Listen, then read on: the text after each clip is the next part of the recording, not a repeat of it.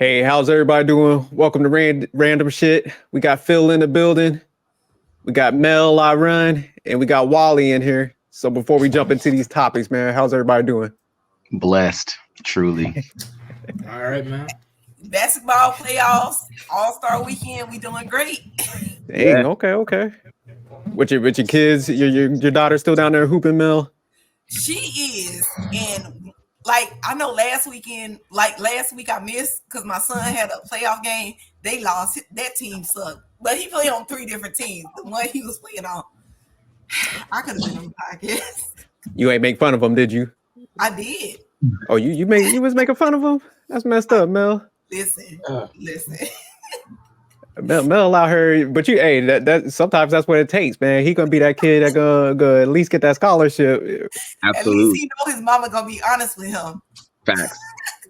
No, I think that's when kids get to that. I'm dead serious because like even I wrestled and when you see a mom that be out yelling at the kid like man, you better get it together, get your mind right. I'm telling you, those kids be the ones that win like state and stuff. So I think the mom is definitely critical. If you got a mom that's like on that tough love stuff, like, hey, we gonna get in here. You line them tools up. Watch. That's fact. He came over to me at halftime. This was my face. I was just like this, and he was like, "Mommy, what?" I was like, "Yeah." He said, "My boy." I said, "You sucking it up, son." And then he was like, "What am I supposed to do?" I said, "Stop passing it to the mullet kid." And I called him mullet kid because he do. Oh, you try to turn him into Kobe out there. You're like, look, jack up them shots. Like, hey, don't pass the ball. My man be out there 2 for 25, but you like, look, keep shooting. You gotta hit something.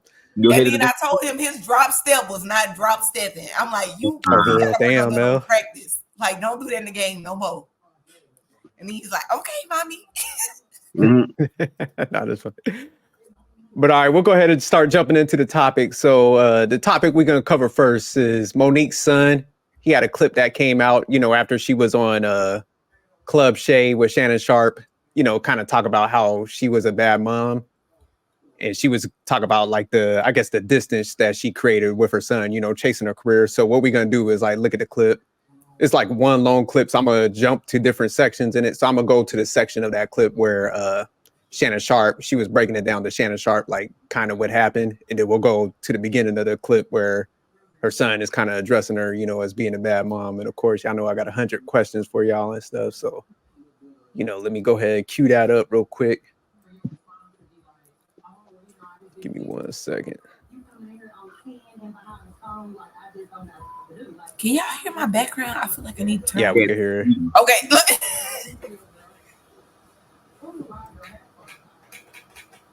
All right. Make sure the volume up. You good, Mel? Yeah, that was my living room TV. Like I heard it. Yeah, so you got that 80-inch up in there. You living large over there. We about to break in your house after this live. Get that TV up out of there. No. Look, you can have it. I don't be watching it. Just be on because I need noise in my house. But all right, let me go ahead and start this up. Let me know if y'all can hear it. He stopped saying stuff like that. You said your first son. Yes. That you're trying to get it. But it robbed you of a lot of things of a mother. Oh man, it's going to freeze up. Son relationship. And so you made sure not to make the mistake this time around. What's your relationship like? Is he resentful of that? We're still very much separated. Okay. And it's one of those things where you have to pray to the universe and say, let time do the healing. Mm-hmm. And that's it. Right. That's it. Let time do that healing. It may heal it in time and it may not. Right. And that's something that we as parents have to say, listen, right. I've done what I could do. I've taken accountability for it. Now it's up to you. Right. That's like when somebody's saying, Shannon, I want to apologize to you. Now it's up to you. Whether or not to accept it. Whether or not to, but once I give it to you, I've done my part. And don't apologize like no punk. I'm just sorry for everything. That gets your of it. No, break it down. Let's go bit by bit so that way we know you understand the offense that you've done. Right. Now, I'm not saying because I've had to do that. I have a son that will be 30 years old this year, right? And There was a time that when he was a little boy, I wasn't interested in being a mother. I was interested in being a star. And I was interested in being famous. And I wasn't interested in being a wife. I was interested in taking pictures and red carpets and signing autographs and traveling the world. So I didn't really put the focus in. And now that... Let me stop it right there. So based on like what she's talking about right now, do you think she was a bad mom just based off of what she said? Yes. I'll be honest. Don't take up for her, Phil. No, Yes. I'm not gonna take up for it because I've had to make a lot of sacrifices in my career, right? Separating from my child to give myself and her a better life. So in that sense, with her career, I get it. But on the same token, I understand the having to make the sacrificial things for her kids or for her career, whatever the case may be, so she can provide. But that's it. That's all I'm saying. But Phil, what she said, she wasn't interested in being a wife or a mother. It's different when you making sacrifices for your decisions, as like, I'm not interested in doing it, but I'm still gonna do it because you make a conscious decision to be a wife and a mother. That's a conscious decision. And then for her saying, I made this conscious decision and now I'm not interested, selfish as hell. She was not a good mom. I misread that entire thing. I apologize. Yes. In that sense, the fact that, because I love my daughter so much, there's no way what the situation was. I'm taking care of my baby regardless of what I have to do. So no matter how hard it gets, what career I have, I'm gonna figure something out. So yeah. And that's the exact thing. I know that all of y'all, like at the end of the day, when we make decisions, we're gonna make decisions for our conscious decisions first. She made those decisions and then was just like, I'm done with it. That's everything she said. I like before this, and like I ain't gonna even lie. When I told MoNique I was gonna jerk, I was gonna eat this up because she made conscious decisions to put herself in this place, but at the same time, you made that same decision, like, I'm not interested in it. So why did you do it?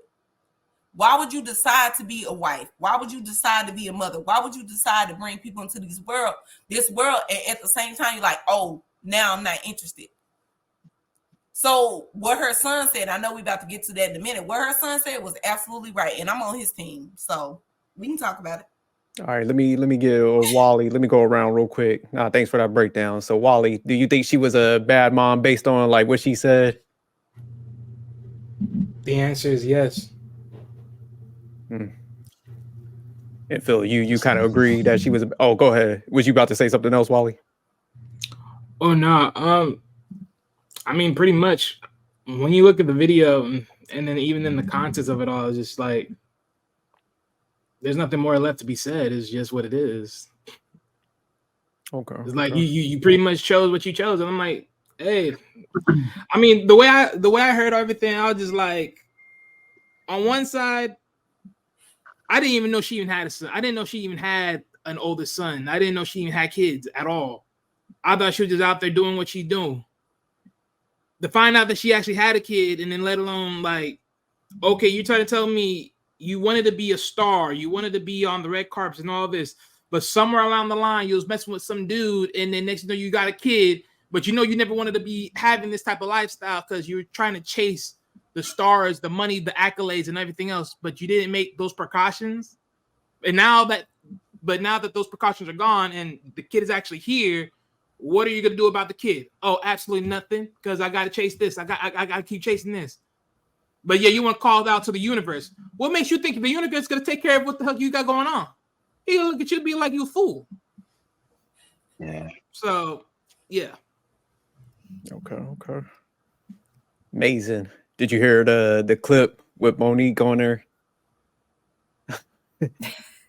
I watched a little of the clip you sent with her son. Is that what y'all watched? I watched some of the son talking about some of his childhood, I think.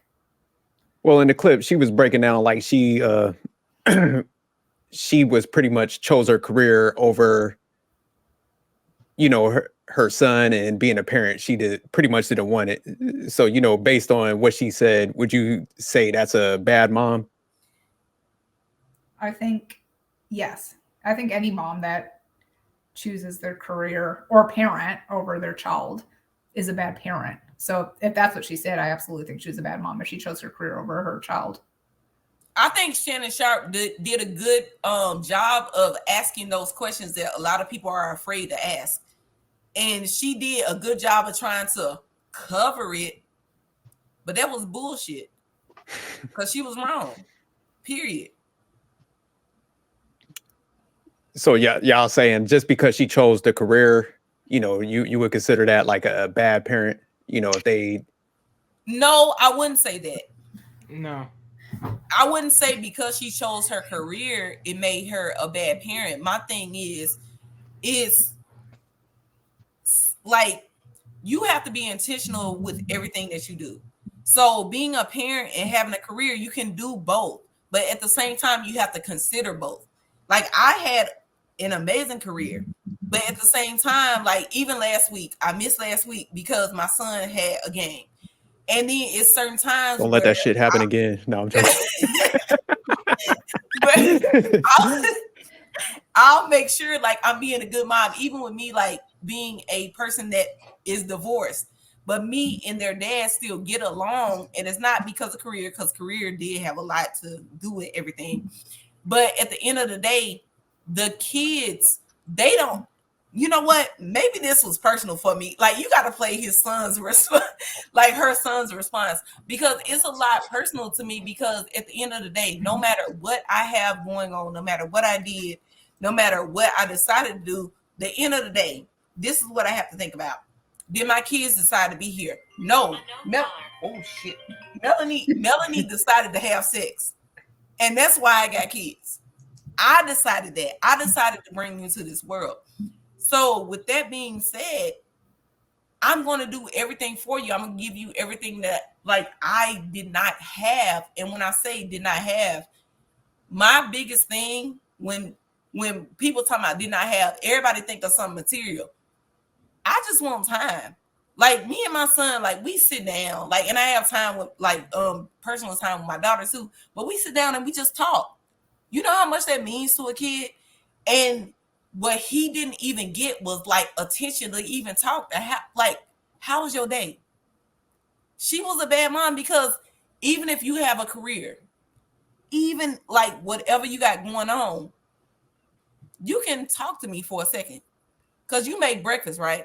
Make breakfast. Let's have a conversation while we make breakfast. Like that's most of the time, like with my kids, like when we have talk, we're in the kitchen doing something because we be on the road a lot with all their schedules because they got soccer, they got basketball, they got track, they got swimming, they got all this other stuff. So most of the time it's in a car or in the kitchen. But we talk. Yeah. So how you can't give me that? How you can't give me a conversation? I think it also depends like career-wise. And again, I apologize if I missed this on the video. But like, for example, I'm traveling right now. But when I would travel, I was looking at my background like, gosh, I should have fixed the bed before I put the camera on. Girl, you all right? Everybody needs to take a nap. I was laying on my face. Nah. You need to get to it. Stop being lazy. But so when I travel, like everybody knows if I step out, like if even for like spouse wise, but everybody knew when I traveled, if my son is calling me, I'm stepping out. Like, I don't care if I'm running the meeting. I don't care if I'm hosting. I felt like if my son is calling, that's probably an emergency. But he also knew, like, do not call me for nonsense. It better be an emergency. So I can remember one time I was out of state and he had tore his meniscus. So he needed surgery. My flight was canceled. I literally shut down every meeting I had the following day, called the travel people that do our travel and was like, I need to get here by tomorrow.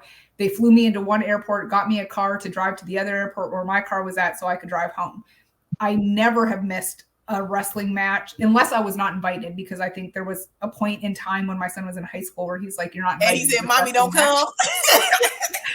I would come sometimes and like hang out in the back, but you know, they get to that point too where they just kind of want to feel out their own thing.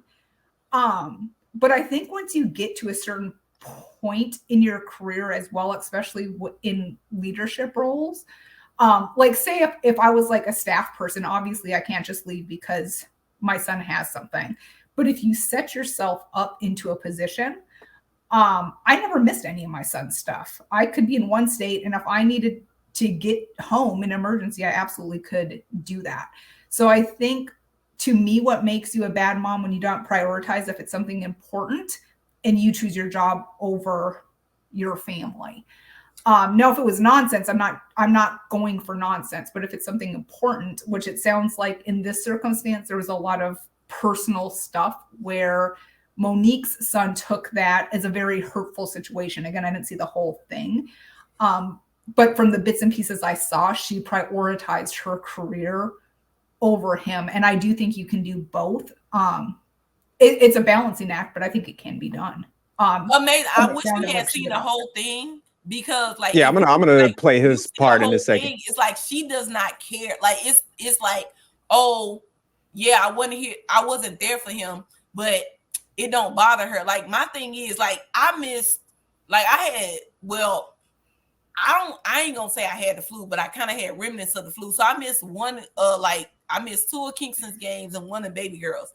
And I felt so bad because I had to miss, because I ain't want to get them and the other kids sick, because everybody think I'm their mama when I come. So I missed those games that week because I was sick. And it's like she has no care about, like, oh yeah, I missed everything for him, but I got a second chance. The thing is, you don't get a second chance with somebody that you already damaged. And I feel like a lot of people don't understand that. Like like I said, I'm gonna take this personal. My mother never showed up. I was an All-American in track. I broke so many records. I did all this other stuff, track, basketball, like all this stuff. My mom was never there. Like when I say never there, the one time she showed up, I had a track meet on her birthday, and I won 3 gold medals, because it was Junior World Olympics, Worlds, whatever. And she just took my medals and then she left. She didn't even wait to take me home. Like I had to get a ride from the coach. Like it's just flabbergasted. Like you don't understand. Like that's how I know how much it means to her. Like when my kids, when they see me, like I have even little videos. Like my daughter running down the court. It was like one of her first games. And she waved at me in the crowd because she knew I was recording, because I was recording the whole thing. And she's like, "Hi, mommy." That means a lot to me. And I know it means something to her. And I think she doesn't understand. And you on this platform and you like making it small. It's not small. Like this man, what he said, I completely agree with. Because she don't see it, but she making it seem like, oh, well, I did better for my other kids. But what do they have to do with him? Yeah, that's kind of messed up. But let me get Wally and Phil, because I want to get like a guy's perspective, because I definitely understand, like, especially with females, it's hard for y'all to miss anything. But like, just because I know, Phil, you was about to go into like the career thing. Why'd you kind of like pause a little bit? Because the whole thing behind it for me is like, you know, I was in a situation where I was working like 3 jobs just to maintain paying rent and bills and all that. And I was killing myself in the process. I knew joining the military was going to be a better college and health, you know, decision. But my first duty station took me completely away from my daughter for, you know, 2 years, where I got to see her maybe once a month, and it broke my heart, you know. But I just kept reminding myself that down the line, it's going to be worth it. It's going to be worth it. And 10 plus years later, here I am now, you know, got out, got an amazing job, and I'm only 2 hours from my daughter. No more deployments, no more none of that. So I made the sacrifice to do all those things so her and I could have a better life. But if I could have made a decision and made the same amount of money and same benefits, I would have never left. But so I understand the aspect of trying to better yourself and taking that risk, because because a lot of kids will have separation issues. They'll resent you. And that was a big fear of mine when I left, is that my daughter was so young that I didn't think she was going to like be receptive to what I was doing until she got older. And now her being almost 15, now she gets it. But when she was younger, she just, was like, oh, you always leave. You're always gone. You're never here. And that killed me. So that's on that front, I understand. But that what she's talking about as far as like giving the second kid a chance. I don't care if I got 10 kids. Every single child I have is going to be treated exactly the same, no matter what I have to do in the situation. But let me get Wally in there real quick.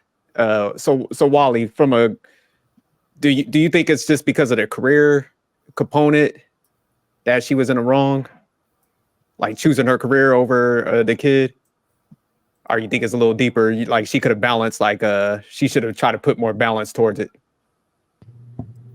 So real quick, Amazing, are you gonna remember what you're about to say? Or you want to go first, real quick? No, go ahead. I'll remember. All right, cool.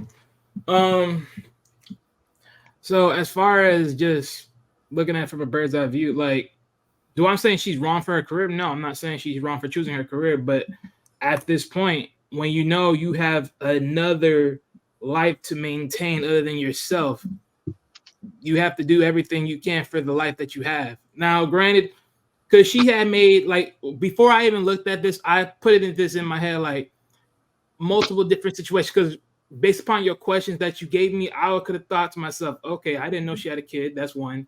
Two, the best of anything else, if she was still goodly connected with any relatives she had, she could have been like, okay, I don't got time for my kid. I'm over here doing all of this. So you know what? Let me make sure my kid is well set somewhere else where he could still thrive and still have some decency to be around family.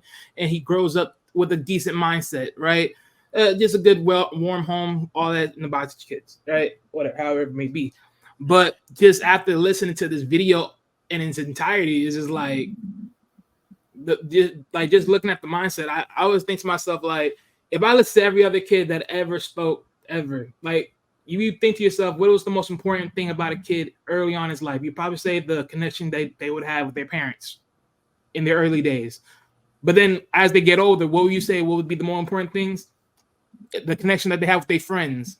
Why? Because that close bond connection that they build with their friends, they like to keep that nice, close, and tight. That's what I meant to say. But so for that insinuating alone, just looking at Moesha and everything else, I'm just looking at it like, because even at, like, towards the top end of that video, right, where you cut it off, she was basically saying, like, oh, don't you see this house? Don't you see that pool? Don't you see the big basketball court in the backyard?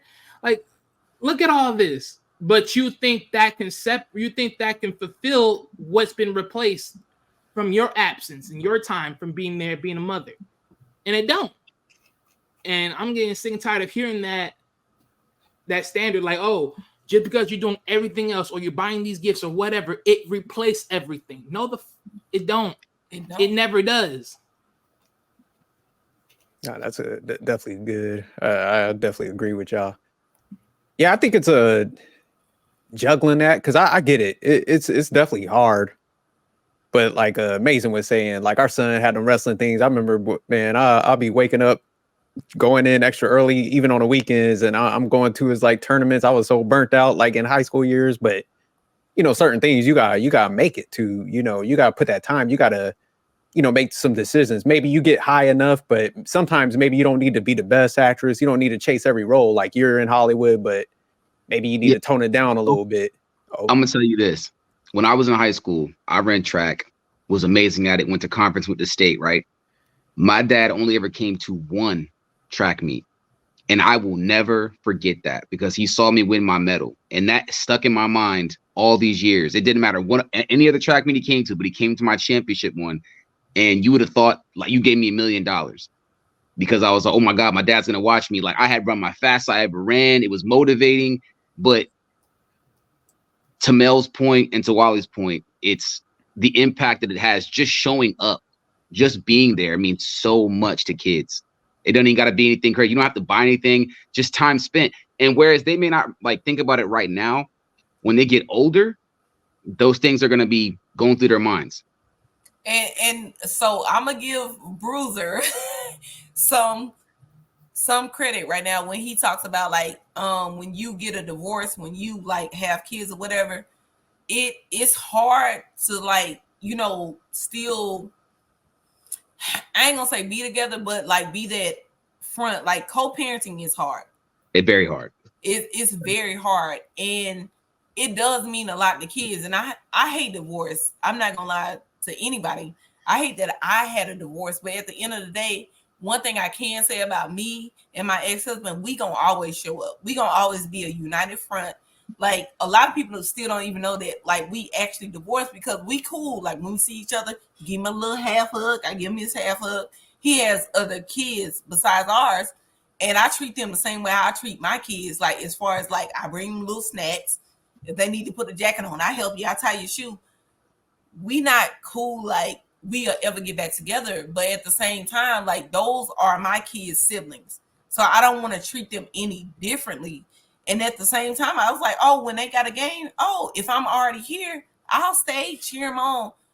But it like because it means something to show up because I don't. Well, I ain't trying to get his marriage, but she's never there, so I'm gonna be there. So it is what it is, but it means something. Like even like what Phil said, his dad showed up to one meet and he remembered that.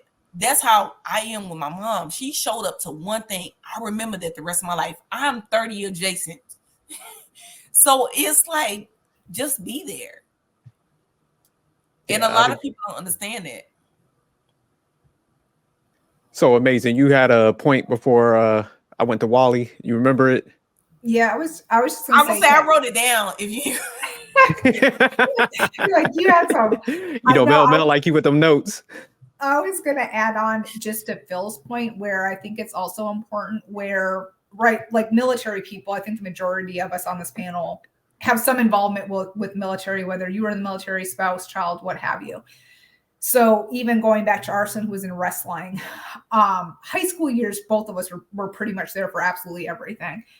But in the younger years, like when Jerk was traveling, or like Phil had mentioned, you know, he was traveling. You can't do anything about that sort of travel, but I think that's where it comes in, where it's up to the other parent that's there to let the child know like why your dad's not there. So I could easily tell my son like, hey, look what your dad did for you from afar, where he might not be here, but we took videos and we would send videos over. So it wasn't just like our child was thinking like he just didn't show up. You know, he was doing something for the family. It's not like he just wasn't showing up. So I mean, that also goes back to who the other parent is, whether together was it or Vegas not. Sniffing coke? No, I'm playing. I would say, but, of course you were. But amazing. I think the thing is like they saw that he cared. Like it, like seeing her whole thing. It's like she just, and maybe she did care, but she didn't because she was like, I was so focused on this. It's like she didn't even give a care. So I know like you were there, and then you had Jerk, like he cared like enough to like send me videos, like let me know what's going on. Like that's caring. Like it's like she was just like she dismissed him, and the like you got to play his video because he felt like let me I'm gonna what's going on, Prime? Let me introduce my boy Prime. What's good, man? Did you catch the video or? Yeah, I watched the video. Yeah, I watched the video. Yeah, watch his video. He felt like he was a mistake. I think important. I think that's the main thing is the other person's feelings. And I think that's even when people have, because sometimes I feel like it's easy for me to say, yes, I was in a position where I could get to all my son's stuff, whether I was traveling, if it was an emergency, I'd be there. I have a question though. When you have multiple, it's much harder, I think, to try to balance that. No, that's good. I want to circle back to the. Yeah, let me get Prime in there. Prime, what's your question? Yeah, so I just wanted to ask Phil and Mel, why is it that you guys said that co-parenting is hard? Like, what about co-parenting makes it hard for you guys? I'm just trying to get a better understanding. This is what I'm going to say, right? Despite how good the other parent is in this situation, neither one of you are going to agree on every single aspect of how that child's going to be raised, right? Whether in your mind, like for me, I think my idea is the best idea. Her mother thinks it's the best idea, right?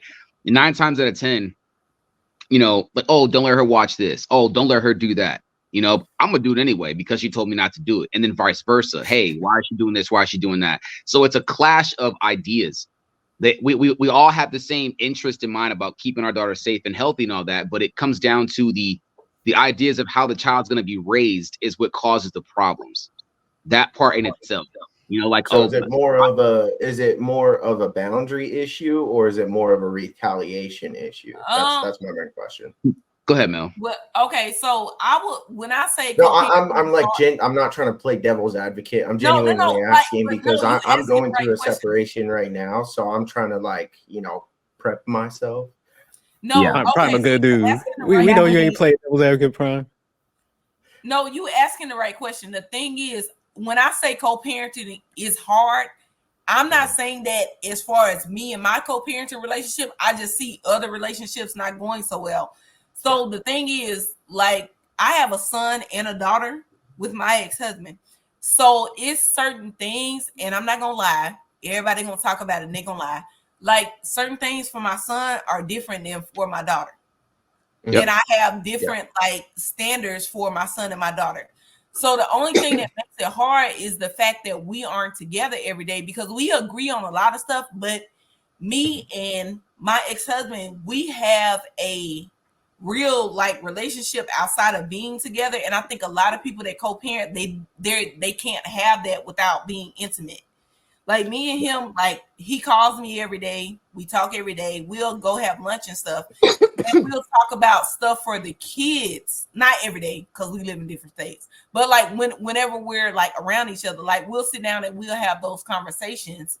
But he'll call me every day, like, especially like if the kids got something going on. How did this go last night? How was the playoff? Stuff like that. Those are the conversations. I think what the problem is with co-parenting is people can't co-parent and have boundaries without stepping over those boundaries. Because my ex-husband, no, you can't come back over here. That's dead. But we're gonna talk about these kids all the time. And if you call me, like, I get up at 3:30 in the morning because I'm at the gym at 4. And so he usually call me around 7:30 because he be going to work. We talk about the kids. That's it. It's no like in between. It's no anything else. We talk about that. When I go to Georgia, in his part of Georgia, I'm like, hey, let's grab lunch. Let's talk about this coming up for the next 3 months for the kids. And when I say co-parenting is hard, it's because a lot of people aren't able to differentiate between like us having an intimate relationship and us being the best people we can for the kids. And I think that's the problem with co-parenting. And when I say co-parenting is hard, it's not hard for me, but it's hard for a lot of people, because at the end of the day, everybody's like, oh, your baby daddy always got a place in your bed. No, the fuck he don't. Not this bed. But we can talk, all day. And I respect his person he has now. And, I care about his kids because those are my kids' siblings. But it's no in between. And I think when it comes to co-parenting, a lot of people, like, they cross that line or they tittle-tattle that line. And it's not that for me. I understand what it is. And Mel, it's can I ask you a quick question? Because I like the question that Prime asked. And so did you have to set the tone, like I'll say, for the relationship to be good as far as co-parenting? I did. And I mean, it was a hard line because he wanted us to be back together. But that relationship was so damaged for me.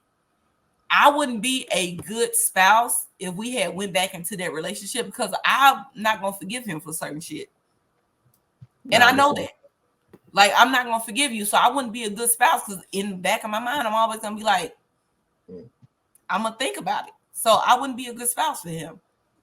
But I think with that, I think parenting in general, even if you're with the other parent, is hard.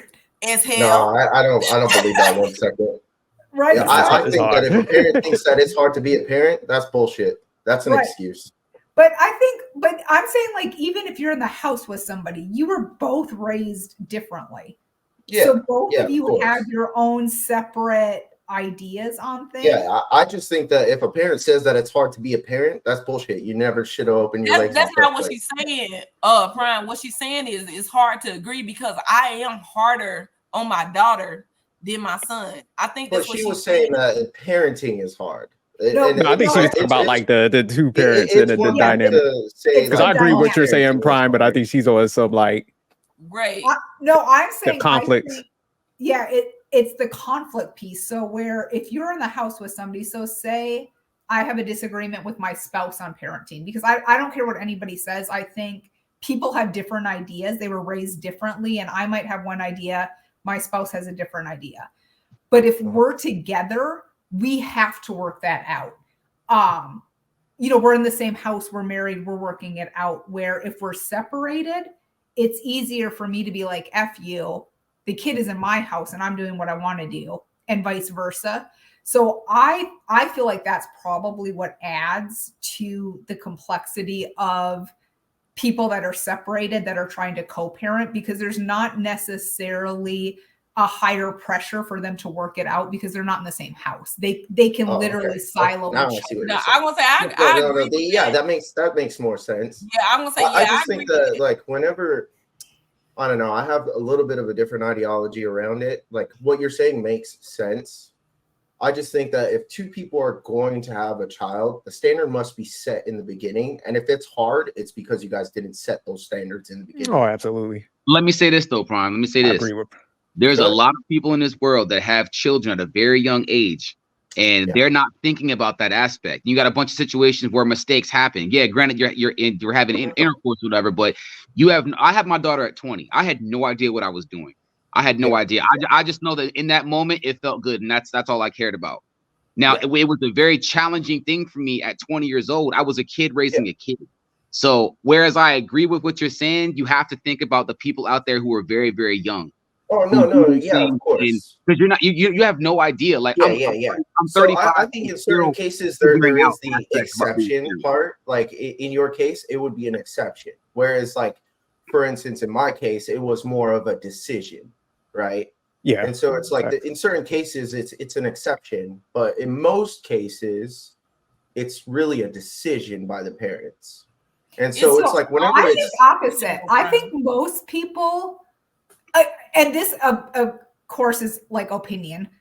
No, but I think most people that I know, anyways, did not plan. They didn't have the conversation. Where I would definitely recommend at this point, if I know somebody, like even my son, this is what you should be looking for. This is what you should do. But I think it's the majority of people that end up in that situation and have the conversation afterwards versus have the conversation on the front end. But I do agree with Prime. I think we need to start pushing people planning. This type of stuff needs to come up. So I'm like amazing. I tell people all the time, I'm like, you better have these tough conversations, even how you spend holidays.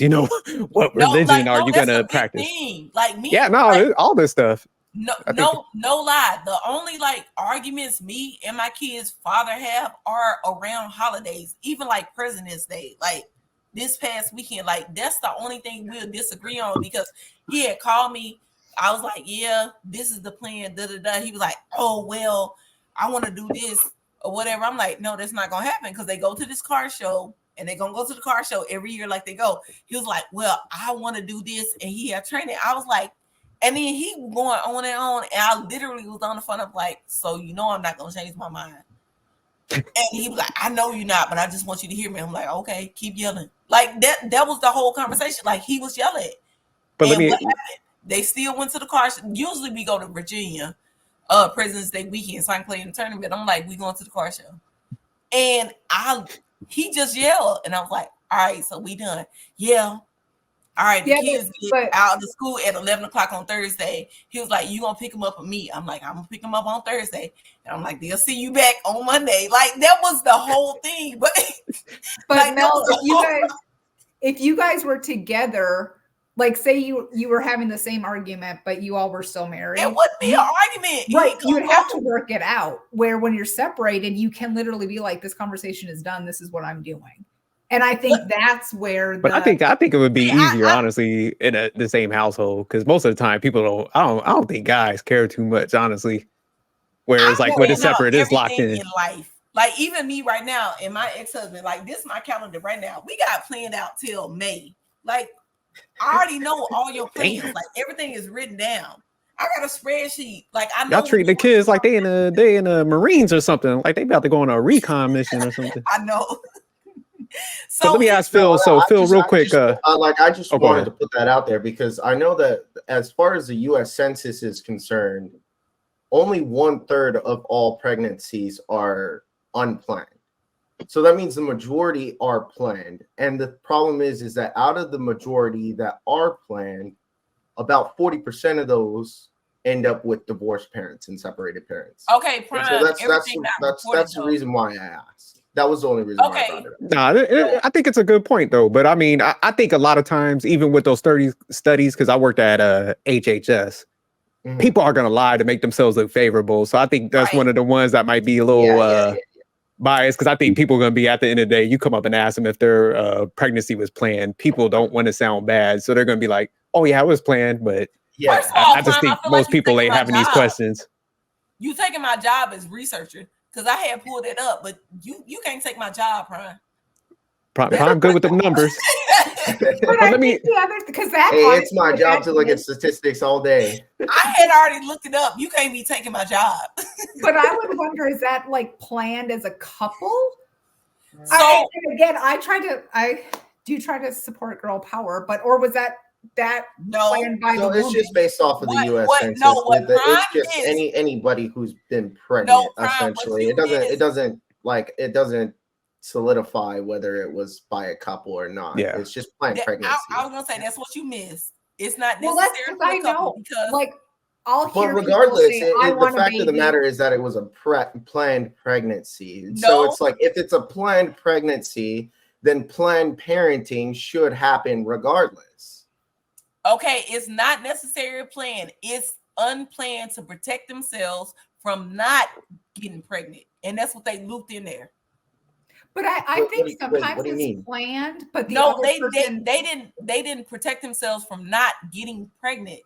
Which means the people what you're looking at is people didn't protect themselves, and that's what was looped in there. Like they were. No. So the U.S. Census is asking, was it planned or was it not planned? No, was it planned or did they have protection to not be planned? No, I wasn't looking at that. I was looking at planned pregnancies and unplanned pregnancies. Yeah, there's a study out there because I've seen it before. But it does make me wonder because I do find this in both. But no, like what Jerk said earlier, like, for the ones who are saying, oh yeah, it was planned, like, to not look bad, that makes a lot more sense. I think a lot of people, they just don't want to sound bad because it's like they come from a really religious family and they don't want to look bad, so they hurried up and got married real quick. But even I feel like there's a lot of people that I know that are married. Yeah, that's what it was. The census. Okay, my bad. Say I'm married to Jerk and I say, hey, I want a second baby, and he just goes along with it. Where, I guess you could say it's planned, but he definitely doesn't want to do it. I'm over here. Well, so the census doesn't ask both parties; they're asking whoever's pregnant. So it's like, regardless if the father planned it or not, the mother still planned it. But did you? Yeah, because if they probably asked the dude, they'd be like, "She trapped me." I'm 8 of 10. If you ask my dad, only one of us was planned. If you ask my mom, 9 of us were. Like, so that's a good point. Did you see where they say, was she protected? I don't think it was on this one. It was just strictly planned and unplanned. I think we looking at it's just strictly planned and not planned. Oh, okay. Yeah. But it's an interesting statistic regardless. I didn't realize it was that high, honestly. Yeah, them people are capping though. I don't think there's too many planning going on. I do genuinely believe that if it's like, because then the real reason why I'm bringing it up is because my chances of having kids is like slim to none, and I have a daughter. And so it's like, for me, it's like, I'm part of the genetic line where it's like my genetics just doesn't produce. Okay. And so it's like, for me, it's like, to have a kid or to even have more than one kid, for me, it's like, that's a blessing in disguise. Like that's a blessing for me, regardless if it's planned or not planned, because my chances are slim to none anyways. And so the way that I see it is that it's like, if you know you are having a kid, you should at least try to understand what it is, what the price is to becoming a parent. And so it's like, when people say sacrifice, when in the way that Phil was using the word sacrifice, totally understandable because of his job. But when parents use the word sacrifice, I feel like it's just icky for me. Like, I don't look at it like, I don't look at anything that I do for my daughter as a sacrifice. I look at it as a price. That is the price that I will pay because there is no debt to be settled. Like, that's just how I look at it. I don't like it when parents, and I think it's more of a cultural thing, because in the Polynesian culture, like, you hear all the time, well, I sacrificed this to raise you, and I sacrificed that to make sure you had a roof over your head. I personally think that that's bullshit. Like, one, your kid never asked to be here. And two, it's like, if you decided to be a parent, you should fulfill that role as a parent. And it's like, regardless if you're going to separate from your spouse or not.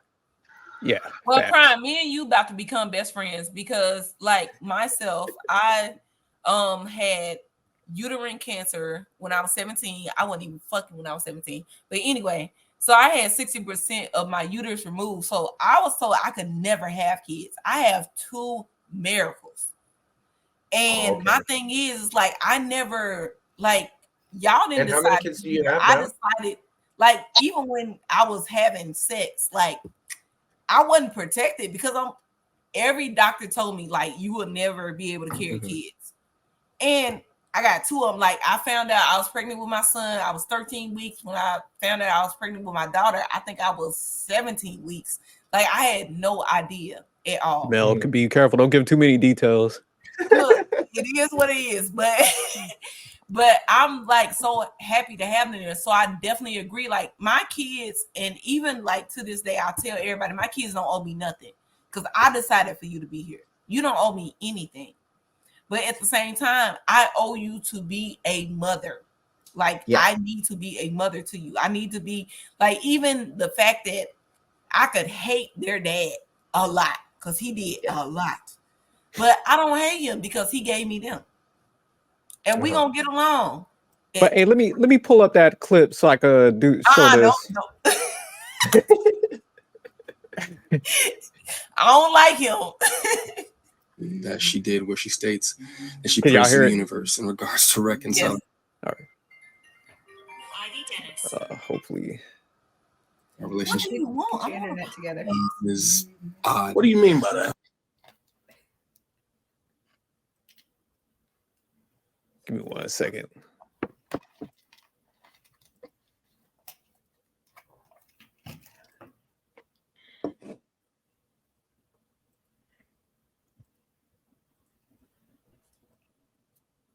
Know that is a very false narrative, and I would like to free her. Yeah, it's acting up right now.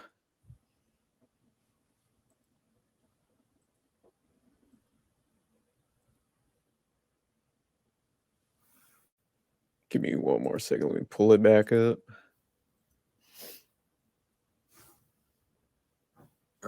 Of having to continue telling that lie. Faith. All right, forget it. Yeah, the clip must be acting up. But I did want to ask you guys a question because as far as MoNique in that video where her son, he was kind of pointing out where, you know, she had other kids like out of another marriage. And I wanted to ask you guys, get your guys' take on that, because do you think like people should say like if she was a bad parent to the first child, do you think people should like have more kids if they were like a bad parent to the first one? Because I think she had like 2 or 3 more kids after that. I just want to get your guys' take on that. And I'll start with you first, Wally. So you asked, should people so they think about having more kids after a possible failure of the first one? See, that all really depends. I would say that all really depends, because at the end of the damn day, I'm not going to sit here and say people look at their first transaction and they're not willing to get it right the second time around or the third time around, quote unquote. I think people, you know, you always got to give them at least a chance to see if they choose to actually do what they should have done the first time around. And I think everyone knows, like, your first time, you ain't going to be the best at what you do the first time when you be a parent. It's like usually the second, third, you usually see those growths of you just knowing what to do because you're just going through the waves of the first one. So yeah. All right. You personally, like, say, like you, if you was in MoNique's shoes, would you have more kids though? If I was in MoNique's shoes? Yeah, say like you was the bad parent. Would you have more kids? Nah. Okay. I think if I could, like, for me, if I'm looking at it, if I'm in her shoes, quote unquote, I would say it like this: from looking at that video and just looking at the contrast, if I never reconciled a relationship with my first child, and yet I'm thinking about having other ones, but yeah, I'm giving all the other ones all the attention, the love, the aspirations, you know, things I never did with you, and I never reconciled with you, that makes me even worse as a parent. I like that.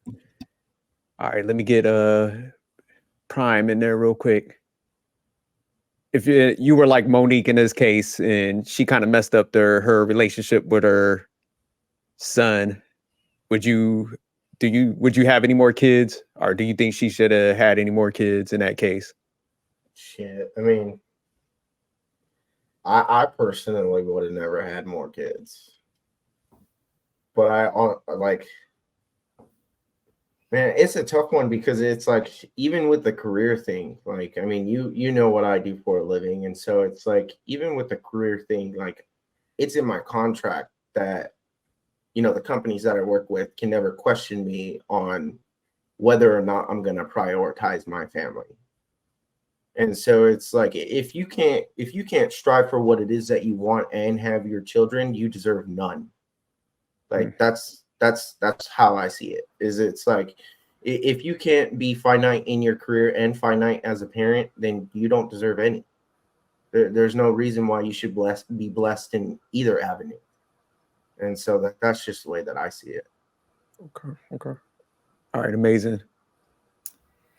I think for the challenge for me to answer this question is, I think a lot of people don't realize they're bad parents because of the way they were raised. And you don't know what you don't know. So it's hard from that aspect. So I could say for me, myself, overall, I think I was a good parent overall, but I can look back at things and think, oh my gosh, like, I would never do that again. Right. Like, if I had another kid, I only had one, but I feel like I would do a better job if I had another one. I just think there's so many people that are raised, whether it's culturally, whether it's poverty, whether it's they have a lot of resources and they just kind of distance themselves from parenting. You don't know what you don't know. So even, for example, I'm in healthcare, so I can remember a baby coming into one of the hospitals I was at one time, and I forget how old this child was, but they looked much younger and weighed many pounds less than they should have. And come to find out, the baby was brought in by CPS because the baby's mom had been looking for a roommate. A roommate went to this apartment, saw the child, and was like, oh my gosh, I'm calling CPS on you. That mom had been breastfeeding exclusively a child that should have been getting food. But she did not know better because of the way she was raised. That mom came in, got training, like, hey, this is what your child needs to thrive. And that mom and child did very good for a very long time. They were followed by several social workers. I don't think that mom had any ill intention at all. I don't think she would have said she was a bad mom. But from my perspective, she was neglecting her child. She hadn't been feeding it appropriately. So would I say, do I think bad parents should have multiple children? No, but I think a lot of them do better when they know better. It's just identifying them and educating them on what is better. But in like a MoNique's case where she kind of knew. I'm just saying, I don't know what her childhood was. I just don't know. Did she know? Like, I think a lot of people do things that I don't personally agree with. But it was the way they were brought up, and they think it's fine. I think, to me, the telling factor is her son is a grown adult, and it obviously affected him. And that's where I'm saying is like she obviously didn't do a good job, because this is a man at this point saying that he felt less than, especially the other kids. So that there was an issue. I don't think she should have had children. But I think the most important thing is, like, yes, he's an adult now, but he's able to articulate exactly what she did. Like, it wasn't like she was the worst person ever. She could never do right by me. He was actually able to say like how he felt and how it made him feel. And he didn't diminish her as a mother. Now he said, I didn't get this. This didn't happen with me. You were more focused on this then. And yes, now that I have my own family, this is how I feel about certain things. So I won't say it's the worst, but I can't say that she was a good mom, because honestly, if I think about the grand scheme of things, like if my kids get grown, they might say that I wasn't the best mom. I did the best that I know how. That's why I agree with you, amazing, because you only know what you know. But I always show up for my kids. But maybe, when they get 30, that may not have been enough. But I've always put them in the best schools. I'm always there. I make sure I have a good relationship. Like, they never see me upset with their father. They never see me in like, a relationship with like a random, or like, I don't even bring people around my kids now that I'm divorced. And of course, dating, have a person. I wouldn't bring a random around my kids. So I feel like those things are important, but necessarily my kids might get 30 and be like, oh, I wish my mom and dad were together. So it's a lot to unpack. But the thing is, it's like her oldest son, what he said, I felt like that was fair. Like, it was 100% fair.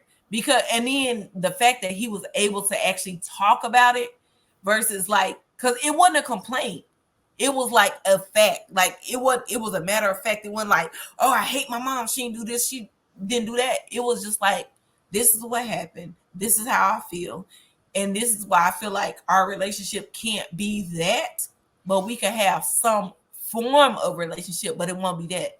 And I think that's really big for somebody to actually like say that. And I get it, because like me and my mom, we didn't get close until she got breast cancer. When she got breast cancer and she told me, I was on the first flight out. I nursed her back to health. Like, I was there for every surgery. I wiped my mama's butt. Like, it was a big thing, but we never had that close relationship. But I was there for her, because at the end of the day, you are my mom. I respect it, but we never have had that. And for me, she always treated my siblings better. They were always like more important. They were always like, and I'm not dark skinned per se, but I was always the dark skinned one, and I was the bigger one because I am the biggest of my siblings. When I say biggest, I don't mean fat, but I'm 5'8". So I was always the big one, and that's how they referred to me. And now as an adult, I feel some type of way, but that's how it was. Like, they were all smaller, they were all light, fair skinned, and that was my life. And no matter what I did, it wasn't enough. And that's how I felt. And I felt like he articulated it well, how he felt about the whole situation with the younger siblings. Because I got 13 siblings. It ain't even a little bit. I got a lot. So. But let me see if I can pull the video up one more time, and I'm gonna circle back.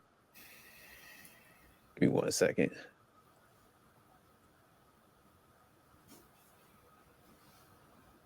States, and she prays to the universe in regards to reconciling our relationship, as I stated, is odd. What do you mean by that? My mother and I both know that that is a very false narrative, and I would like to free her of having to continue telling that lie.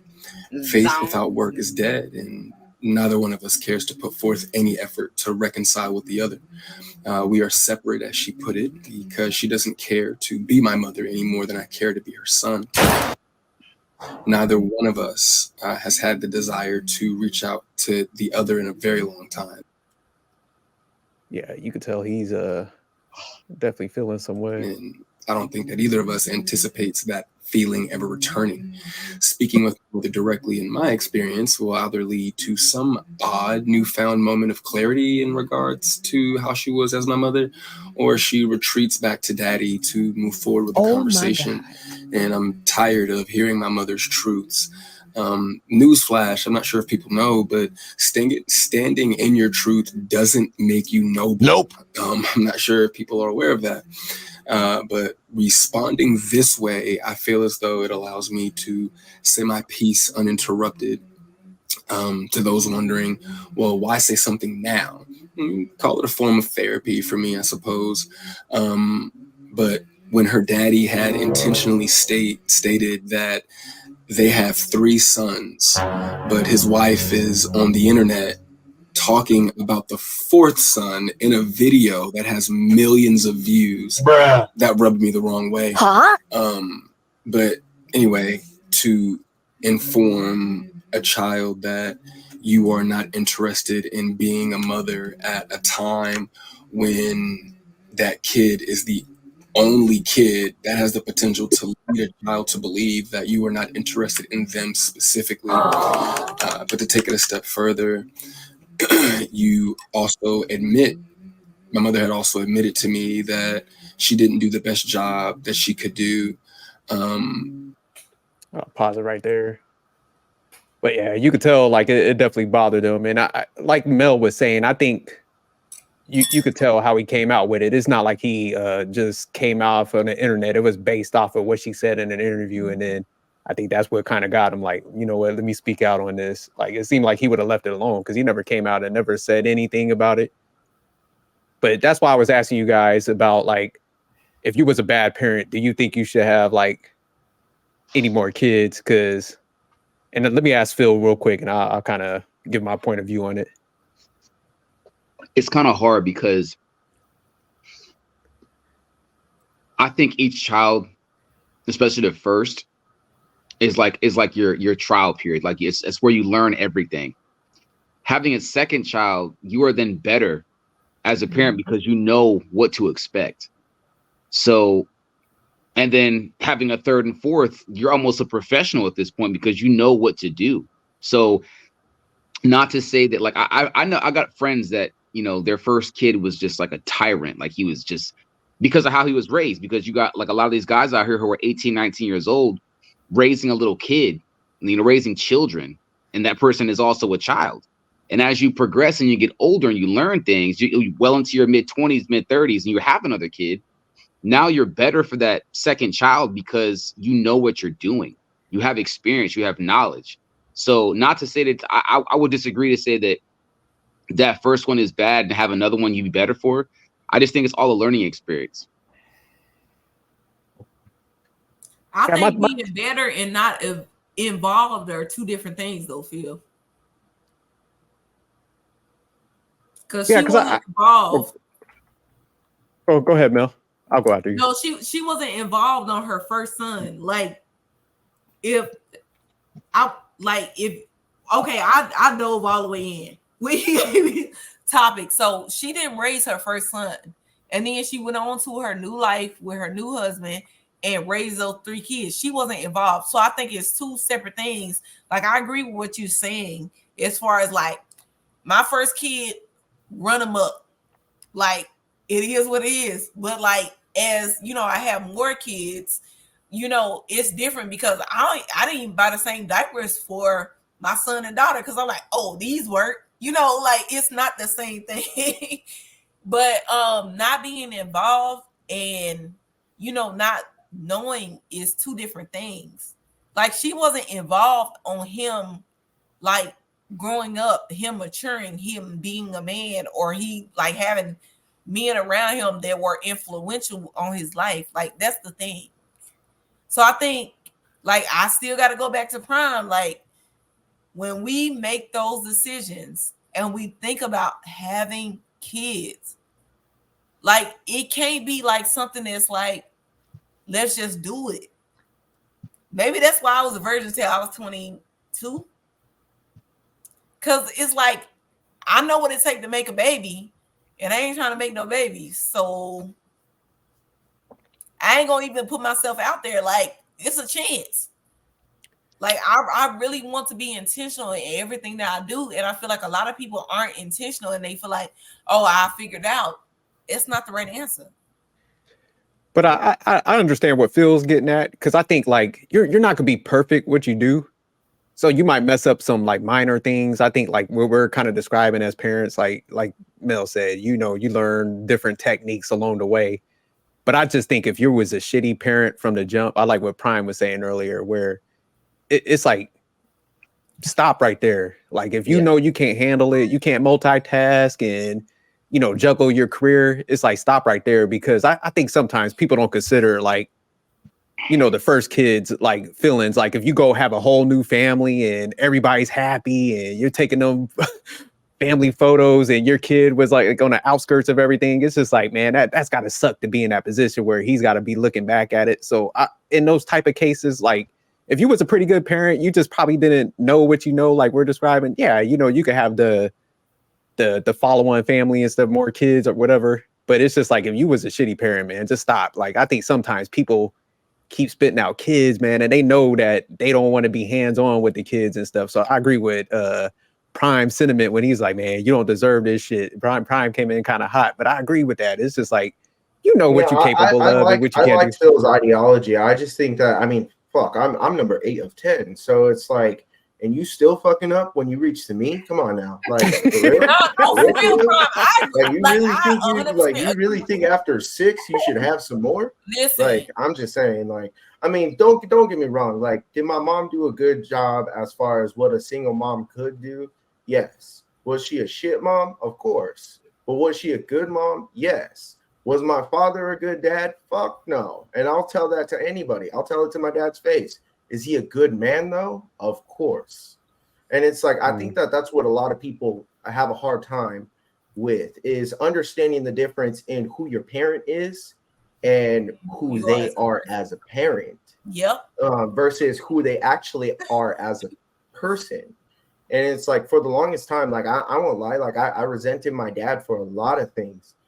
And out of all my siblings, I kind of followed in my father's footsteps as an engineer. And so it's like, it's kind of crazy, because it's like the man that I resented this whole time, I became him in a sense, but better in a sense. And it's like, like I can sit here and argue what it is that I think that my parents could have done better. But like at this point in life where I'm at now being a parent, I understood that they did what they could with what they had at that time. And it's like, for me now, it's like, I understand that both of my parents are good people. They were just shit parents at the time. And it was unfortunate, but I mean, like I can look back and say, hey, at least I can understand that both of my parents are going to be great grandparents. Oh, that's just the way that I see it. I'm glad you got that, because my parents, I won't even let them be with my kids by themselves. Like they know this. Like nothing that I say on the internet is something that like people don't already know. I won't let my parents keep my kids at all. I think it depends though on the situation. Like the kids could end up as well. So for example, like I don't know how her oldest son, who raised him, or how that went, but like for example, I have two cousins. He's 30 adjacent. But so like I have 2 cousins that were adopted, and they have an open adoption. So both of their biological parents had them very, very young. But they were adopted into a very good, wealthy family that they've got to experience things that they never would have experienced with their biological parents. But because it was an open adoption, like I see my cousins go on vacation with their adopted parents and their biological parents. That's how close they are. And the biological parents actually have other children that they had years down the line, and they're all very, very close. But I think that dynamic could have been much different had they been adopted to a family where they did not have a good life, and maybe they had a hard life, where they would have had that resentment to the biological parents as, you gave me up, but now you gave these other kids a good life, where they also had a good life. So it's almost like they were grateful, where I know you couldn't have given me a good life at that point in your life. So I'm grateful you gave me to this family that could. And now it's like they're all very meshed and get along. So I think that also makes a big difference, where if I had one child and say I was a total just horrid parent and that kid had a horrible upbringing, but now I have other children that didn't suffer any of that, that oldest child is going to have resentment. But if they also had a positive upbringing, I don't think they would have that same resentment. So I don't know who raised MoNique's oldest child, whether it was a grandparent, this, that, or the other. But that Keith looked very hurt to me. And the bigger issue I heard in that was, as adults, that MoNique still wasn't willing to validate what his feelings were, with both of them being adults, where he had mentioned we're both at the point where we just want to separate. And I can't see any point that I would ever want to separate from my son. No matter what. Yeah, it's kind of like MoNique took a guy's position on this. Like, she was kind of like a dude, like just heartless with it, where like, oh, you know, the world will work it out, when she was talking in the clip and stuff. And you know, that's why I think he got kind of pissed. Like, man, Yeah, you because should she was be. talking about the universe to work it out. Like, you ain't got my phone number. Yeah. So some manifestation type shit. That was the bigger. Yeah, and I it also seemed like she kind of took that position of, well, look how good I'm doing now. Like, look how good I'm doing now, though. Like, just look how good I'm doing now. And it's like, but come on now. Yeah. Like, are you really taking accountability if you're just trying to mask what you're doing now from what happened back then? Like, I don't consider it accountability if you're just gonna continue to like try to mask what it is that you're doing now compared to what you did back then, and still not reconcile forward. And to me, I think that's her job as the parent, no matter how old the child is. And I agree, amazing, because my thing is, like, none of her like interviews or anything has she ever apologized or took accountability for not being the parent that he needed. Like, we can all talk about like all this other stuff. He's over 30. Like, at some point, like, just be like, even if I hit somebody's car, I'm like, I fucked up. You know, like, why not just say that? You was like, oh, well, maybe we'll get back together. Maybe the universe will bring us back together. You were a shitty ass parent. Just say that. Right. Yeah, like Wally had a good point. I never even knew she had an oldest son. Like, you would have thought she was like single, no kids or something. Exactly. Like, nobody knew of her son unless you actually looked her up when they was doing the Queens of Comedy. That's how I found out that she had a son, because when I was looking it up, it was like, she's a mother. And I'm like, a mother to who? Like, I still didn't even know his name. I just knew she was a mother. But amazing, you was about to say something. This is off a little bit, but does anybody else find it very, very weird that everybody calls him daddy? Yeah. I was like, I didn't understand that comment. I'm like, damn, what's up with this? Like, even him. I thought he was just joking with that. He was being sarcastic with that one. Like, the way he did it, he was just being sarcastic. Like, oh, daddy. As but they all refer to him as dad. I think it's weird. I think it's very weird. I mean, MoNique refers to him too. He was flowing the joke. Does too. They all call him daddy. Well, the dude was kind of getting involved in this stuff too, where he was speaking about the son. He should have stayed his ass up out of this stuff. Like, hey, I'm not going to speak. But real quick, before we go to the next topic and stuff, let me Travel One had a pretty good comment, because I didn't even know that she was talking about the deep suit. Okay, first of all, his comment was okay. I already saw the comment. But my thing is, at the end of the day, even though it was something else going on with her, you're an adult. You went to therapy and stuff. Don't still pass it off on your kids and use it as an excuse. Because that's what it comes down to. I know she had a lot of stuff going on, but at the end of the day, we cannot negate that you chose to be a parent.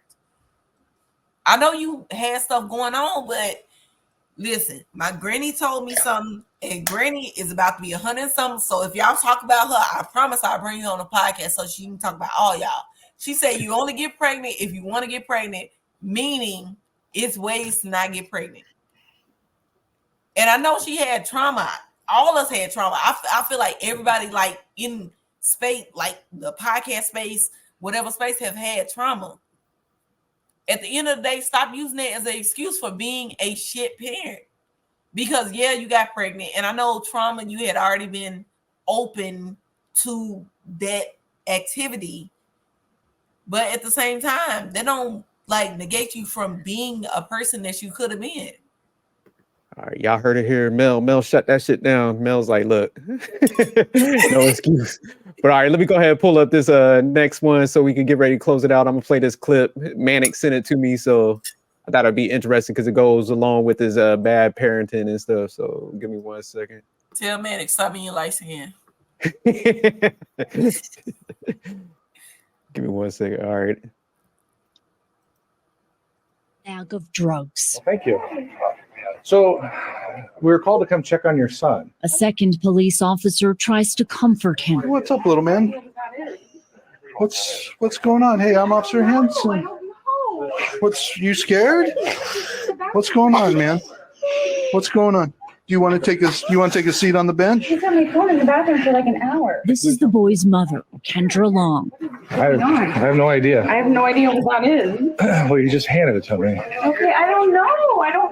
So this is your child? This is my baby. Yes, he's been in the bathroom for an hour. Okay. Literally an hour. The child had FaceTimed his father while locked in the bathroom. The parents are divorced. The dad called police. He was showing Tony this stuff that he found in the house. I don't even know what that is. Well, I don't either. The other officer then talks to the 9-year-old boy who's in tears. What did you find inside the house that made you scared? Okay. Do you know what drugs look like? Yeah. Yeah? Okay. Just take some deep breaths. He says he found the drugs under his mother's nightstand. I just saw a couple bodies. I was curious. Pull it out, and then I really knew what it was. Yeah, from like TV and stuff. What? Like you thought like maybe it was drugs from like TV and stuff. Yeah. Officers examined the drugs. Yeah, that's a lot of meth. Wow. It's not just like a little baggie, you know. Yeah, it's like one of my top 5, you know, in my 20-year career of meth hauls. I can honestly say after 21 years, this is the first time that a kid's walked out with 12 pounds of meth in a baggie and handed it to us. If that is meth, and yeah, that's quite a bit of meth. It's not just, you know, recreational or personal use. It's like enough for, you know, a couple hundred people to party on a weekend. Yeah. Turns out this was more than 100 grams of meth, according to police. But you do have the right to remain silent. Me? If you give up that right, you can say anything you say will be used against you in a court of law. It's in your house. This is your house. This is not my. I don't even know this was here. I can't even understand or fathom the fact that this is drugs in my house. Long is arrested for drug trafficking and child abuse. Does Cuss feel okay? This was in July of 2022. Long posted a $25,000 bond that same day, violated a family court order, and broke numerous other rules, court records show. Still, she received no hard prison time and was given probation, which prosecutors say she violated. She was also sent to an inpatient drug treatment program. In her criminal case, prosecutors pointed to these text messages showing she clearly was dealing drugs. You want $100 back? I'll go ahead and stop it right there. All right. But yeah. Go ahead, Phil. Had that have been a black woman or a black man, 25 to life. Her son was tired of her bullshit. That's what it come down to. That is insane. So let me ask you guys a question. Did you guys think like she should have got some jail time? And let me go to Wally first on that. Okay, yeah. Wally. Wait, what's the question? Sorry. Oh, I was gonna say, do you think like she should have got some jail time? Because based on that clip, it was like she didn't get any jail time at all. Yeah. So the way how I looked at that video and everything else, for me, I would have said she should have got detained, and then of course they look up that bag of all that and see handprints at best of anything. Because I think if you had the handprints on there, then of course it's yours because you had to have known about it. You can't just tell me you had that in the house and only a kid found that. Like, this is your home, right? Don't you clean it? Don't you survey it? Isn't it her house? I don't know. What the fuck you mean detain? What? It's in her house. Okay, she get home. Right, but that's what I'm saying. But my thing is that she's acting like she don't know. So I'm saying, hey, for me, the way I'm looking at, okay, you want to act stupid, you want to say it's not yours, okay, fine. Let's detain you real quick and let's see what happens. Have they do something? The cop said enough meth for 100+ people. Exactly. Hey, like again, she want to play stupid, right? I'm just saying. Bruh. I'm just saying.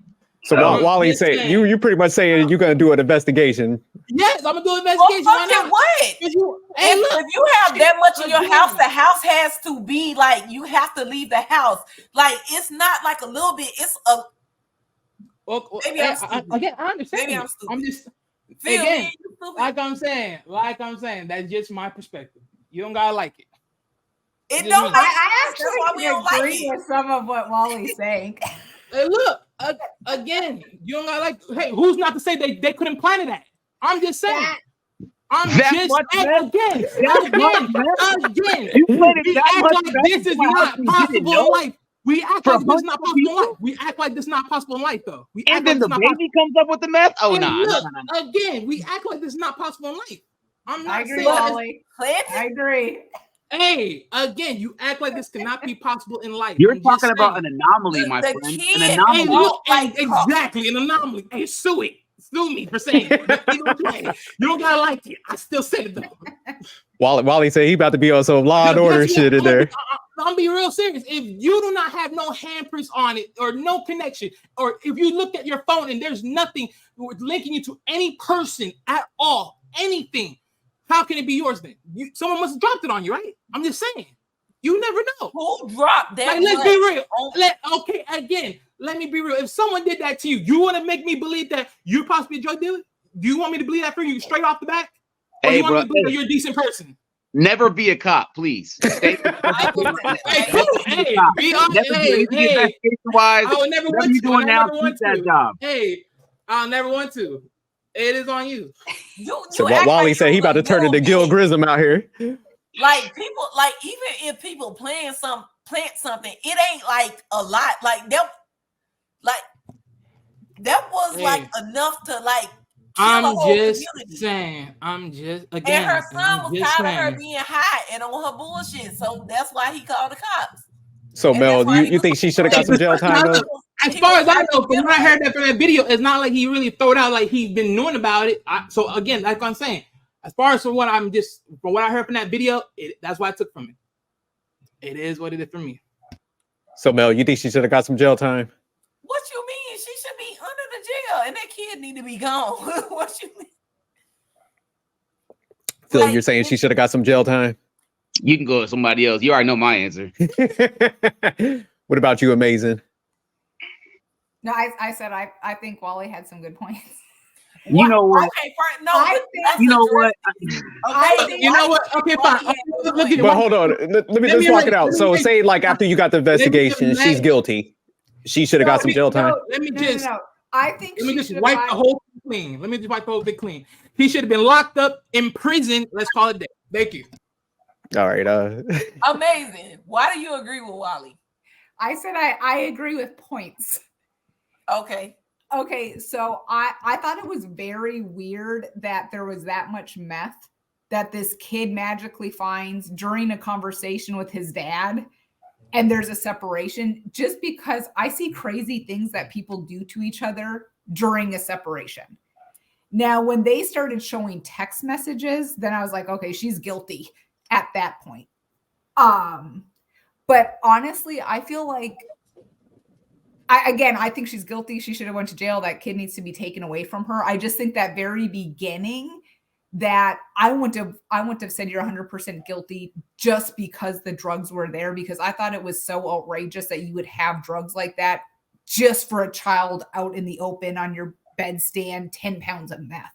I just thought it was weird, especially when we go back and think about, like, I remember one Reddit that you all did where, like, I think it was like an ex who had like the code to the house. Like, people can go in your house and do crazy things. Amazing. I will agree with you on part of it, because her and her ex was doing meth together. That's why he knew it was there. I agree with that. So I just thought the whole thing was shady. Now, do I think she is guilty after they showed those text messages? Absolutely. She should be in jail. But I do feel the beginning seemed weird. But I'll also tell you, depending on the state you're in, and it don't matter what color you are, there's many moms that come up positive for many different drugs when their babies are born in withdrawals, and CPS does absolutely nothing. You call, you let them know, and the mom and dad who are drug addicts still take their poor withdrawing baby home. Because that's crazy. methadone, it'll still show up like in your like P-test. I don't know. But like the methadone shows. Whatever they bring you down off of, like when you have like other drugs, it'll still show up. Yes. Yeah. Okay. Look, I don't know. I ain't never had these problems. I know that in the state of Hawaii, all women are mandatory drug tested, and if anything shows up, if you're not prescribed, they take that child away from you. Okay. And so there's a lot. So where we're at, the moms and babies are tested, but I can tell you right now, there's a couple drugs we call and CPS says, thanks for letting us know. And the baby goes home with the mom. They do nothing about it. So I think one of them is like, suture mentoring, something like that, but it'll give you a trip, but it's something like that is like a psychedelic, but they can prescribe it for you. But if you're on it when you have a baby, they'll still let the baby go home with you. It was a weird, it was an S word. I'm from Mississippi. I don't know how to pronounce that right, but it's something that start with S, and I know they will like let the moms go home with that, because when I work at the hospital, because I was donating breast milk, they said, as long as it's not a higher level of this, and I was just like, what? Like, so they can still take it's stuff? very state specific. Yeah, so like I know one. Yeah, Florida is real, like they real lenient with a lot of stuff.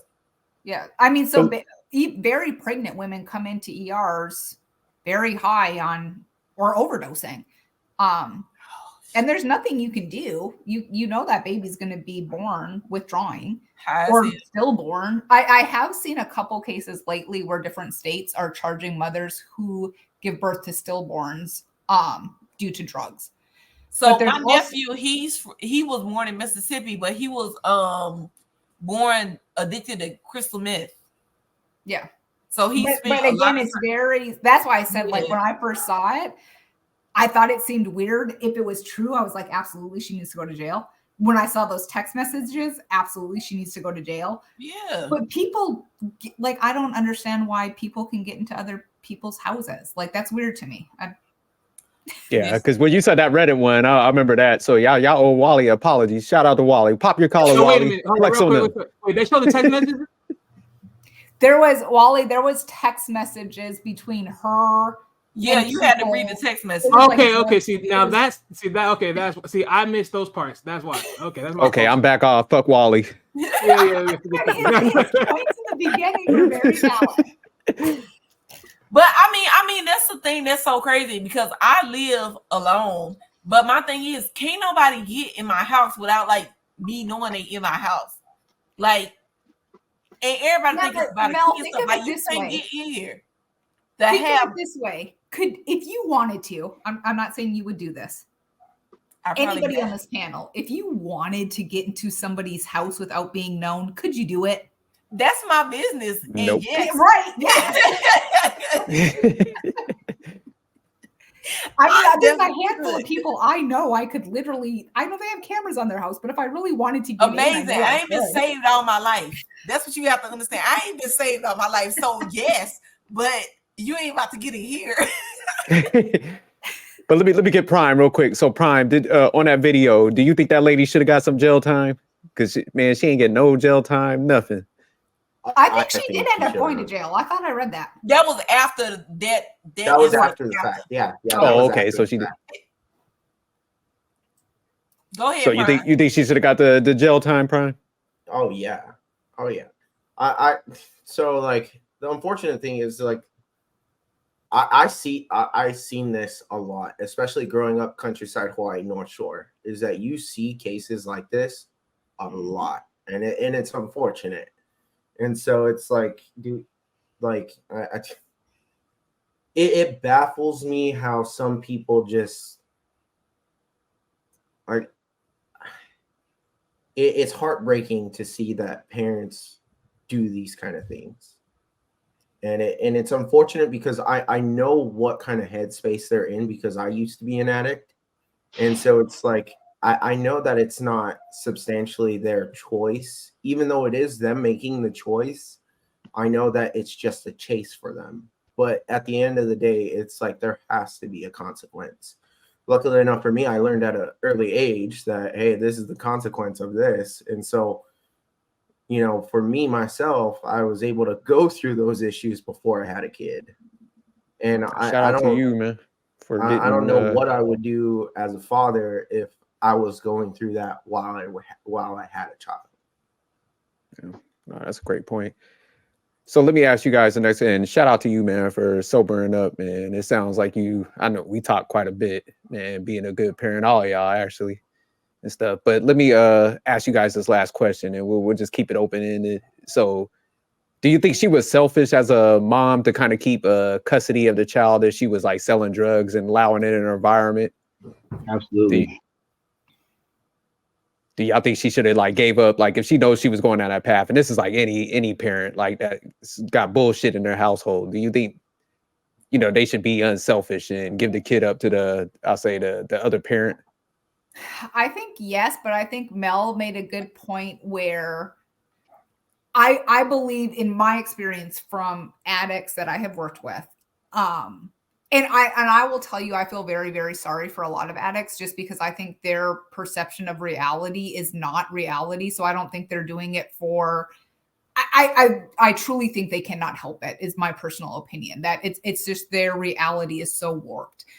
But I also believe the majority of addict parents, the other parent normally is also an addict. They might cover it better.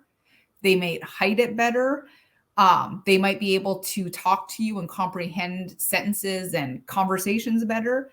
But the majority of the time, they're also an addict. They just hide it a whole lot better than the person that's spiraling out of control. Functioning addicts. So I'm going to be the devil's advocate in this sense. So functioning addicts are a real thing. Absolutely. And I 100% agree. So my father was an alcoholic. No one knew until Melanie, his daughter, he had some corn liquor. He had hit it, and then I actually got into it. And I had to go to the hospital. No, I was in the hospital, like I was in ICU for like a week because I had drank it, but he was hiding it. But I think I was already like 3 years old. Like nobody knew he was an addict. Like he was that bad because he went to work every day. He took care of the family. He took care of home. So, but my thing is, I feel like a lot of times, and more times than we like to talk about, kids actually bring people out of their addiction. And it's not often enough that we talk about it, but a lot of times people really quit and stay on that same road because like they have their kids or their kids are around them, or they see, I won't say they had their kids, but they see them around them. And then they like, okay, I got to be better for them. And we don't talk about it. And I think to that point, Mel, I think a lot of addicts come to light because they try to quit on their own and they realize they can't do that shit on their own. They can't do it because they start having seizures right. And they end up in the hospital. And then all of a sudden it comes to their family's attention that they're an addict and they try to stop on their own. And there's some things you cannot stop on your own. And a lot of people don't understand, like when people like stop, like when they addicted to something, like when they actually like, because a lot of people think cold turkey is the way. And with me, like dealing with a lot of people, like that's the worst way because you gonna have a stroke. Like you go through a lot of stuff. Like when you just something that your body used to and you have it and then you just like, no, oh my God. Like I've seen so many people go through like so much stuff. Like when they stop cold turkey and they be in a hospital, but it's like, it's so much that their body go through. That's a great public service announcement. Do not go cold turkey. Do not go wind down. Do not go cold turkey. So what should people do then? Go to a clinic and what they phase, like you said, methadone and all that, they phase you off? you can go to an emergency room or your doctor or a free clinic and say, I'm on drugs and I want to quit. Yeah. And they will admit you and withdraw you. Yeah, but withdrawal ain't easy. So some people, what they do is like they taper down. Like if they're used to drinking like a half a bottle a day, they'll only drink a fourth. And then after that, and there's two drugs that will kill like you if you go cold turkey. It's alcohol and opioids.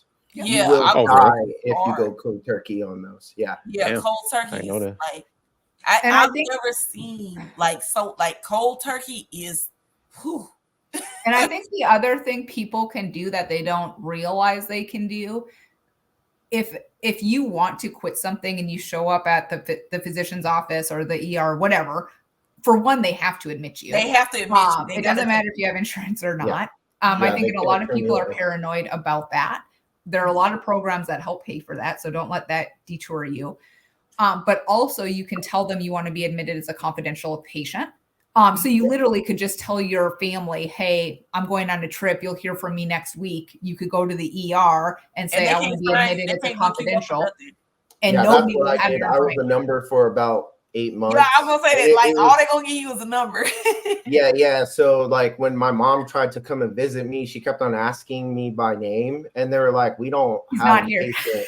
And then my mom calls me, and then she's like, "Hey, I tried to visit you, and they said that they don't have a patient." And I was like, "Oh, like I have to give you my number.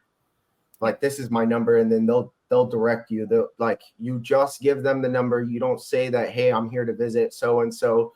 You just hand them the number, and then they'll direct you to where you need to go." Yeah, but no, that's a big thing for like if you have an addiction. It's but crazy I that would you do brought that up because I was one of those functioning addicts. I was what they call a binge addict, right? So I binge, get off, binge, get off, binge, get off, and I was fortunate enough to where I could quit cold turkey. But the thing was, is that like nobody knew that I was an addict until I went to rehab. And so like I think that like you have some people that can hide it really, really good. Yeah, my dad hid it for like so long. Like when I say so long, it was so long. And then when he actually was like, I'm gonna get help, my dad had got 4 DUIs, and no lie, the only reason he didn't go to jail is because the officer knew, like the judge knew me. And I was like, I was in court, and I'm like, yeah, that's my dad. He was just like, that's your dad that you be talking about all the time. I'm like, yeah. It was like, well, I'm gonna do this. He put him on house arrest for a year and a half, but like he still got a break. But even with like, and I don't know who all look at this, but with postpartum depression, I had that with my daughter, and I went in because like I had told like my ex, he's my ex-husband now, but I was like, I need to go get help because I was spiraling bad. Like I didn't want to get up out of bed. I didn't want to, like I was just going through the motions, but I was not myself at all. My postpartum was bad. Like what's the painkillers that they give you a lot of times that they prescribe? Trazodone, ibuprofen, like the opioid ones, yeah, like some sort of opioid. Yeah, because when my mom had cancer, you know, they were like prescribing her that stuff, and I never realized like how powerful that stuff was until like I got all that. Like I was like literally like I was when I had my daughter, I was breastfeeding, of course, because I breastfed Kingston for all those years. And then like they told me to take like even those painkillers at certain hours when I wasn't breastfeeding because they didn't want to end like my breast milk. So I was taking them at night, and I really was just like sleeping. I was pumping before. There's like pump before, and then taking medicine and all this other stuff. But my postpartum was bad. It was bad. Yeah, like my mom, she was like straight plant-based everything, and when she started taking those, like I see how she was out of it, and she like was like kind of dependent on the pain pills. So yeah, that shit broke my heart. I was a zombie. Like yeah, I didn't realize like how much I could take over somebody. So yeah, it kind of changed my stance on a lot of stuff because I think a lot of people kind of ignorant about that process. But like you guys said, I definitely think that's good information y'all was giving out. Yeah, people and getting that help. The thing that a lot of people misconstrued is the type of addict. So like for me, like I never liked downers. Like it like if I was given any kind of painkiller, like I would just totally be down and out. And I was like, I don't know how people are addicted to this stuff. Like, you have different So you kind of addicts. you was on uppers. Yeah. Oh. Yeah, and so it was like for like. Because then I bunked with a kid that was on downers. Like he would hit like a fucking tinfoil thing. And I was like, dude, like, I don't know how. Like the whole entire slumped over shit. Like that's crazy. Like I can't do nothing in my nose. Like that's why I feel like I never like could do like cocaine and that because I can't do nothing in my nose. God damn it, we ain't about to give out no blueprints on some drugs, man. I can't like when people do uppers, it's mostly like inhalers and stuff. I can't do none of that. Yeah, Like, and the craziest thing that like, so I was lucky enough to where like I was in Utah, so it was like I got to go to like the facilities where a lot of celebrities went to, right? And the craziest thing that I learned was like while I was there, like the top addicts are actually people who are in the medical field that hide it really well. They and do it's like it's a lot of microdosing. nurses, it's a lot of surgeons, and it's because they have access. When I found out about microdosing, like doctors do microdosing, like little stuff, like to keep them. I was like, that's crazy. But yeah, I can't never do nothing in my nose. Like that's crazy. And then you always have that like that one kid that just like his parents have way too much money and he was only smoking weed, and you're like, bro, you're not an addict. But I think to Prime's you just got point, problems, dog. What you say, amazing? I was gonna say, yeah. That's happened in Utah before. There was a case where there was a surgeon who had done open heart surgery and then he OD'd right after the surgery. Yep, that's crazy. I know of a surgeon, and this is years ago, a different system I even worked at, that was taken out by security during his surgery because he was reported to have been drunk because the rest of the staff could smell alcohol on him. Security came in, took him out when his patient was on the table under anesthesia because he was altered. But America, you know that's what got me so crazy. Like I had both of my kids naturally, thank God. But like even doctors coming in, like when they have to come in last minute and like they delivering your baby and talking about C-section stuff, like I never wanted to do that because I'm like, they're gonna come out when they ready. Oh, we should do this. I don't trust you if you like I'm calling you in and you was out on a date. I know what I do on a date. I'm gonna have a drink. You think I'm about to let you help me have a baby? I'm good. But those people normally know. But even I get what you're saying. But I like if I was on call when I was on, like I knew I was on call, so I was like, okay, I'm going to sleep because they could literally call me and I wasn't willing to like lose anything of mine. But I'm glad you said that. I'm gonna go ahead and wrap this up. Before like let me say this. So I have a rare breast disease. So I've had like 13 breast surgeries, right? Not my last one, but my next last one that I had, like when I came out of it, like I have like 2 holes in my breast. Like they had to cut the whole thing. And when I came out, like my pain tolerance is high. But when I had came out, like after the anesthesia, I was just like, and then like I was hurting bad. And they gave me something. When I tell you, I ain't never had nothing that strong in my life. But whatever they gave me, it wasn't morphine. It wasn't nothing. It was something that like everything stopped. And I was like, what y'all gave me? It's like, oh, well, we know we cut like, cause they cut holes in my breast. And I was like, don't ever give me that again. Cause I ain't gonna lie, I was high as hell and I liked it, but I ain't want to like it. Like, no, for real, I ain't want to like it because that high, like, that's how people become crack addicts.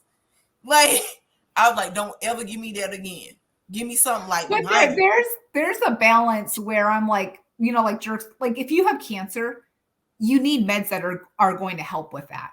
Now, if you come in with a migraine, I shouldn't be giving you the same thing something like cancer is getting. But I think the other thing is, in general, patients need to realize when something happens to them, you're going to have pain. I shouldn't be trying to get your pain to a 0. You just had an amputation. I would just want your pain to be manageable. I don't think it should be cured. And I think that's where they took half my titties, so I was expecting some pain, but like my pain was a lot. But what they gave me When I tell you I was floating, I was like, don't ever give me that again.